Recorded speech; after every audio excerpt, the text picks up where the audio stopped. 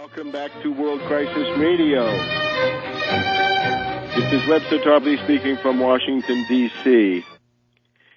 It is now my sad duty to announce that we are in mourning here for the passing of our friend Louis DuPont Smith, a friend for 25 years who succumbed to cancer in Philadelphia last night.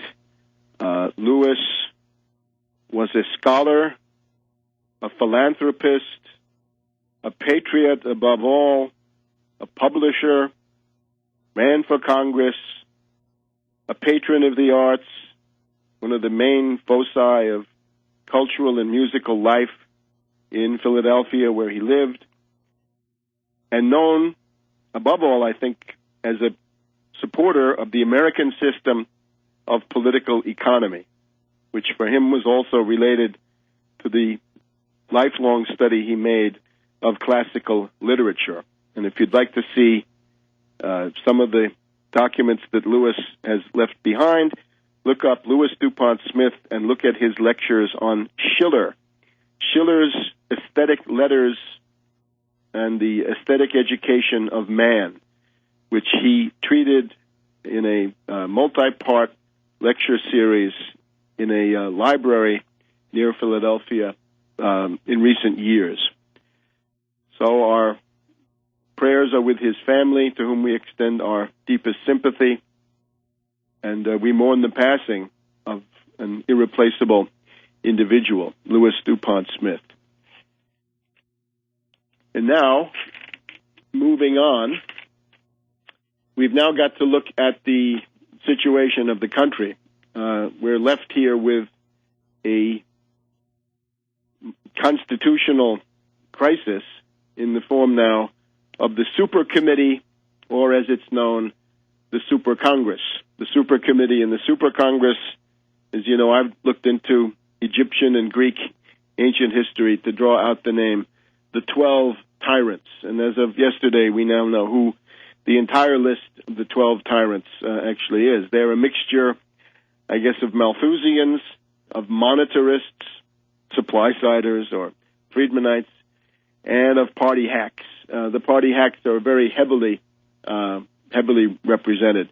On the one side, for the Republicans, we've got the true founding father of the United States is not Hamilton or Franklin or even Jefferson, but Grover Norquist and his neo-feudalist program, his reactionary ideology that all taxes are bad and must be simply avoided, including the one that we want, which is the Wall Street sales tax, the 1% tax on Wall Street turnover, which is the key to reversing the entire deformation of U.S.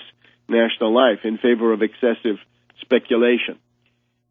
Grover Norquist on the one side, but on the, let's go through step by step here. Senate Democrats, Patty Murray of Washington State, Malthusian, elected in 1992. She is a member of the Democratic leadership. You've seen her along with Reid and Schumer in recent weeks.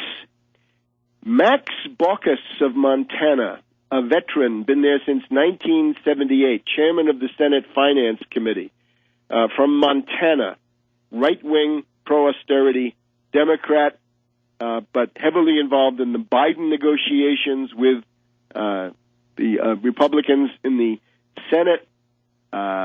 He is, I think, the most likely vote in favor of the killer austerity programs that the Republicans are likely to propose. Max Baucus. John Forbes Kerry, Boston Brahmin, super rich, married to another descendant of that Salazar operation there in Portugal. His wife, her family coming out of the Portuguese diplomacy of the Salazar and post-Salazar period. Known as a rich elitist, an oligarch, a finance oligarch, after his youthful opposition to the Vietnam War, which I guess was the best thing that he ever did, failed presidential candidate. This is another likely vote in favor of bipartisan wrecking of the entitlements and economic rights of the American people won under the New Deal. Now, as we switch to the House, these are all three representatives of the Pelosi-dominated leadership. We have Javier Becerra, the one Hispanic, right? We should have mentioned. Patty Murray is the token woman. Javier Becerra, the token Hispanic. He sits on the Ways and Means Committee. He's the highest-ranking Latino in the House. Now, he says that he will fight any cuts in Social Security benefits. He did serve on the Bowles-Simpson Austerity Ghoul Commission. He voted against it, however. That's Becerra, member of the leadership. James E. Clyburn, South Carolina. Been there since 1992. Also a member of the leadership, right? He's like the co-chair, number two, along with Van Hollen, who we'll get to in just a minute. Clyburn, you'll remember, turned against Hillary Clinton and Bill Clinton in South Carolina, accused them of racism, and went with Obama. This does not speak for a principled person to whom loyalty makes a great deal of difference, because he also knew that his charges were largely nonsensical. I don't know. There are no guarantees. This also might be a possible defection if that's what Pelosi decides that she wants. The other one, Chris Van Hollen from Maryland, congressman right here nearby, been there since 2002 when he defeated Connie Morella, the liberal Republican. Basically, I think a careerist in his orientation, trying to get into the leadership, which he has done. He's risen to a very high position in the House within a period of 8 or 9 years. The ranking Democrat on the House Budget Committee, and he's profiled himself as the opponent of Ryan, of course, of the draconian budget cuts. So those are your first 6 tyrants. Senate Republicans include Rob Portman, senator from Ohio, been there since 2010, so he's a freshman. He's on the Ways and Means Committee, close to Boehner, good relations with other pro-austerity Republicans. This is also just about a guaranteed vote. He's a former bean counter. He was the head of the Office of Management and Budget under Bush. He was the U.S. Trade Representative, Minister for Economic Warfare, also under Bush. John Kyle, dyed-in-the-wool, hardened reactionary, Arizona, been there since 1994, minority whip since 2008. He's a crony of McConnell of Kentucky. He's the number 2 GOP insider, Finance Committee, guaranteed fanatic vote. Even more fanatical, Pat Toomey, the president of the Club of Growth, a group of extreme reactionary right-wing ideologues dedicated to the destruction of the economic rights of the American people, dedicated to the demolition of the New Deal and Great Society social safety net.